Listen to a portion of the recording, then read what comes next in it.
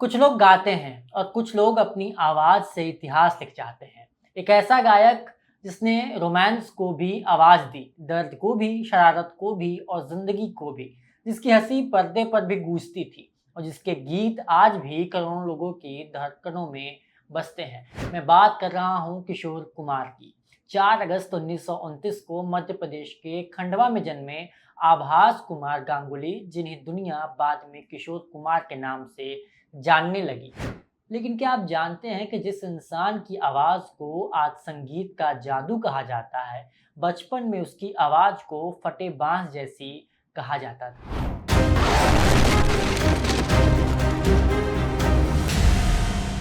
नमस्कार, मैं हूं पुष्पेश राय और आप देख रहे हैं बोले बात का खास शो आज का इतिहास। किशोर कुमार बचपन से ही सबसे अलग थे। उन्हें पढ़ाई से ज्यादा संगीत, मस्ती और शरारत पसंद थी। बड़े भाई अशोक कुमार, जिन्हें पूरी फिल्म इंडस्ट्री दादा मुनि कहती थी, पहले से ही बड़े अभिनेता बन चुके थे। उन्हीं के साथ किशोर मुंबई पहुंचे। लेकिन एक किस्सा दादा मुनि अक्सर सुनाया करते थे। वो कहते थे कि बचपन में किशोर की आवाज़ बिल्कुल भी सुरीली नहीं थी। उनकी आवाज़ इतनी कर्कश थी कि लोग उसे फटे बाँस जैसी बताते थे। फिर एक दिन खेलते समय किशोर के पैर में गहरी चोट लग गई। घाव इतना गंभीर था कि कई दिनों तक पैर सूजा रहा और पट्टी बंधी रही। दर्द के कारण किशोर लगातार 2-3 दिन तक रोते रहे। दादा मुनि हंसते हुए कहा करते थे कि पता नहीं ये चमत्कार था या प्रकृति का करिश्मा। लेकिन उन लगातार 3 दिनों तक रोने के बाद किशोर की आवाज़ बदल गई। वही लड़का जिसकी आवाज़ कभी बेसुरी मानी जाती थी, आगे चलकर भारतीय सिनेमा की सबसे अनोखी और जादुई आवाज़ बन गई। यही वजह थी कि लता मंगेशकर उन्हें प्यार से भारत का डैनी के कहा करती थी। उनका मानना था कि किशोर कुमार सिर्फ गायक नहीं, बल्कि अभिनय, हास्य और संगीत का चलता फिरता स्कूल थे। दिलचस्प बात यह है कि किशोर कुमार खुद गायक नहीं, अभिनेता बनना चाहते थे। उन्होंने फिल्मों में छोटे छोटे रोल किए, लेकिन पहचान नहीं मिली। धीरे धीरे उन्होंने गाना शुरू किया और फिर अपनी अलग शैली विकसित की। वह किसी की नकल नहीं करते थे। उनकी योडलिंग, उनकी हंसी, उनकी आवाज़ का उतार चढ़ाव, सब कुछ बिल्कुल अलग था। यही अलग अंदाज आगे चलकर उनकी सबसे बड़ी पहचान बना। लेकिन उनकी ज़िंदगी का सबसे खूबसूरत और सबसे दर्दनाक अध्याय शुरू हुआ अभिनेत्री मधुबाला से मुलाकात के बाद। फिल्म चलती का नाम गाड़ी की शूटिंग के दौरान दोनों एक दूसरे के करीब आए। मधुबाला उस दौर की सबसे बड़ी स्टार थी।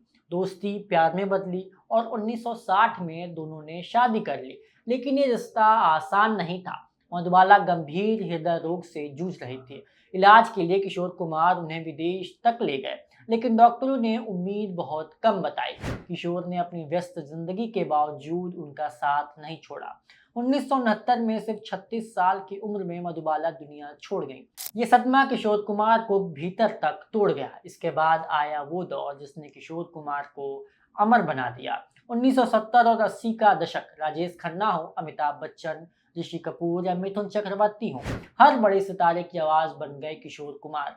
मेरे सपनों की रानी, जिंदगी एक सफर है सुहाना, पल पल दिल के पास, ओ मेरे दिल के चैन, हमें तुमसे प्यार कितना और सैकड़ों गीत आज भी लोगों के जुबान पर हैं। उन्होंने अपने करियर में 8 फिल्म फेयर अवार्ड्स जीते और लंबे समय तक सबसे ज्यादा फिल्म फेयर अवार्ड जीतने वाले पुरुष गायक भी रहे। लेकिन किशोर कुमार सिर्फ महान गायक नहीं थे, वे अपने उसूलों के भी उतने ही पक्के थे।